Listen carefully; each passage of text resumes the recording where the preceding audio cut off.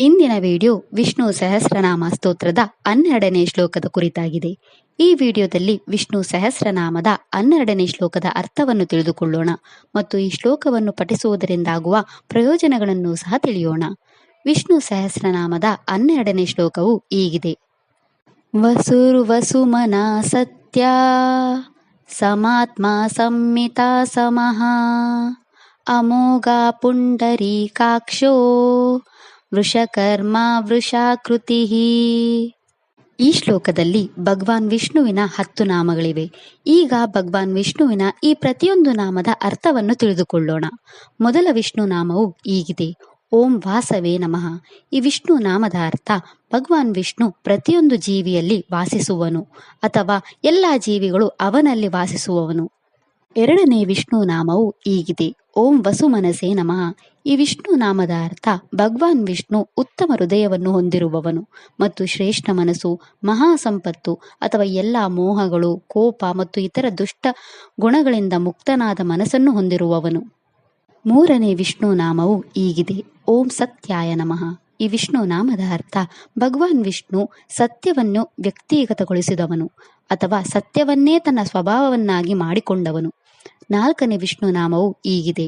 ಓಂ ಸಮಾತ್ಮನೇ ನಮಃ. ಈ ವಿಷ್ಣು ನಾಮದ ಅರ್ಥ ಭಗವಾನ್ ವಿಷ್ಣು ಎಲ್ಲರನ್ನೂ ಸಮಾನವಾಗಿ ಕಾಣುವವನು ಅಥವಾ ಪಕ್ಷಪಾತ ಅಥವಾ ಕೋಪವಿಲ್ಲದೆ ಎಲ್ಲ ಜೀವಿಗಳ ಕಡೆಗೆ ಒಂದೇ ರೀತಿಯ ಮನಸ್ಸನ್ನು ಹೊಂದಿರುವವನು. ಐದನೇ ವಿಷ್ಣು ನಾಮವು ಹೀಗಿದೆ. ಓಂ ಸಂಮಿತಾಯ ನಮಃ. ಈ ವಿಷ್ಣು ನಾಮದ ಅರ್ಥ ಭಗವಾನ್ ವಿಷ್ಣು ಅಳೆಯಲಾಗದವನು. ಆರನೇ ವಿಷ್ಣು ನಾಮವು ಹೀಗಿದೆ. ಓಂ ಸಮಯಾಯ ನಮಃ.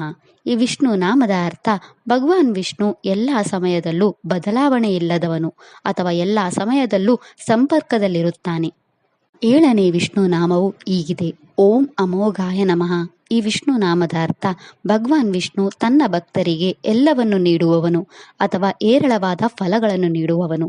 ಎಂಟನೇ ವಿಷ್ಣು ನಾಮವು ಹೀಗಿದೆ. ಓಂ ಪುಂಡರೀಕಾಕ್ಷಾಯ ನಮಃ.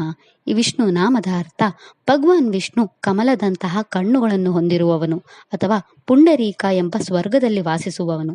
ಅವನು ಎಲ್ಲೆಡೆ ವ್ಯಾಪಿಸಿದ್ದಾನೆ ಮತ್ತು ಕಮಲದಂತಹ ಹೃದಯದಲ್ಲಿ ಸಾಕ್ಷಾತ್ಕಾರಗೊಂಡಿದ್ದಾನೆ. ಒಂಬತ್ತನೇ ವಿಷ್ಣು ನಾಮವು ಹೀಗಿದೆ. ಓಂ ವೃಷಕರ್ಮಣೇ ನಮಃ. ಈ ವಿಷ್ಣು ನಾಮದ ಅರ್ಥ ಭಗವಾನ್ ವಿಷ್ಣು ಧರ್ಮದ ಪ್ರಕಾರ ಕಾರ್ಯಗಳನ್ನು ನಡೆಸುವವನು. ಹತ್ತನೇ ವಿಷ್ಣು ನಾಮವು ಹೀಗಿದೆ. ಓಂ ವೃಷಕೃತಾಯ ನಮಃ. ಈ ವಿಷ್ಣು ನಾಮದ ಅರ್ಥ ಭಗವಾನ್ ವಿಷ್ಣು ಧರ್ಮವನ್ನು ಎತ್ತಿ ಹಿಡಿಯಲು ಜನಿಸಿದವನು ಅಥವಾ ಧರ್ಮಕ್ಕಾಗಿ ರೂಪ ಪಡೆಯುವವನು. ವಿಷ್ಣು ಸಹಸ್ರನಾಮದ ಈ 12ನೇ ಶ್ಲೋಕವು ಭಗವಾನ್ ವಿಷ್ಣುವು ತನ್ನ ಭಕ್ತರ ಮೇಲಿನ ಪ್ರೀತಿಯಿಂದ ಯಾವಾಗಲೂ ಅವರ ಹೃದಯದಲ್ಲಿ ನೆಲೆಸಿರುವವನು. ಮಾನವರು ಸಂಪತ್ತಿನ ಮೇಲಿನ ಪ್ರೀತಿಯಷ್ಟೇ ತೀವ್ರವಾದ ಪ್ರೀತಿಯನ್ನು ಅವನು ತೋರಿಸುತ್ತಾನೆ. ಅವನು ಸತ್ಯದ ಸಾಕಾರ. ಅವನ ಭಕ್ತರು ವಿವಿಧ ಗುಣಗಳು ಮತ್ತು ದೋಷಗಳನ್ನು ಹೊಂದಿದ್ದರೂ ಅವನು ಅವರೆಲ್ಲರನ್ನೂ ಸಮಾನ ದೃಷ್ಟಿಕೋನದಿಂದ ನೋಡುತ್ತಾನೆ. ಅವನು ಎಷ್ಟು ಸುಲಭವಾಗಿ ಪ್ರವೇಶಿಸಬಹುದು ಮತ್ತು ಎಷ್ಟು ಪ್ರೀತಿಸುತ್ತಾನೆ ಎಂದರೆ ಭಕ್ತರು ಅವನನ್ನು ತಮಗೆ ಸೇರಿದವನು ಎಂದು ಪರಿಗಣಿಸುತ್ತಾರೆ. ಕಲಿತವರು ಮತ್ತು ಅಜ್ಞಾನಿಗಳು ಎಂಬ ಭೇದವಿಲ್ಲದೆ ಅವನು ಎಲ್ಲರನ್ನೂ ಸಮಾನವಾಗಿ ನೋಡಿಕೊಳ್ಳುತ್ತಾನೆ. ಭಗವಾನ್ ವಿಷ್ಣು ತನ್ನ ಭಕ್ತರ ನಡುವಿನ ಬಾಂಧವ್ಯ ಎಂದಿಗೂ ವ್ಯರ್ಥವಾಗುವುದಿಲ್ಲ ಎಂದು ಅವನು ಖಚಿತಪಡಿಸಿಕೊಳ್ಳುತ್ತಾನೆ. ಅವನಿಗೆ ಕಮಲದ ಹೂವಿನಷ್ಟು ಸುಂದರವಾದ ಕಣ್ಣುಗಳಿವೆ. ಅವನು ಧರ್ಮಕ್ಕೆ ಅನುಗುಣವಾಗಿರುವ ಕಾರ್ಯಗಳನ್ನು ಮಾಡುತ್ತಾನೆ ಮತ್ತು ಅವನೇ ಧರ್ಮದ ಸ್ವರೂಪನಾಗಿದ್ದಾನೆ.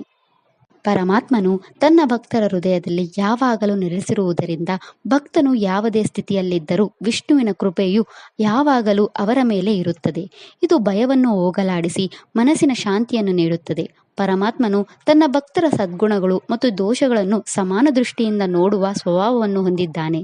ಈ ಮೂಲಕ ಭಕ್ತನು ಭಯವಿಲ್ಲದೆ ನಿಜವಾದ ನಂಬಿಕೆಯಿಂದ ಅವನಿಗೆ ಶರಣಾಗಬಹುದು. ಕೃತಿಕಾ ನಕ್ಷತ್ರಕ್ಕೆ ಸೇರಿದ ಜನರು ತಮ್ಮ ಜೀವನದಲ್ಲಿನ ಎಲ್ಲಾ ಸಮಸ್ಯೆಗಳನ್ನು ತೊಡೆದುಹಾಕಲು ಮತ್ತು ನಿಮ್ಮ ಜೀವನದಲ್ಲಿ ಎಲ್ಲಾ ಶುಭಗಳನ್ನು ಪಡೆಯಲು ಈ ಮಂತ್ರವನ್ನು 27 ಬಾರಿ ಜಪಿಸಬೇಕು.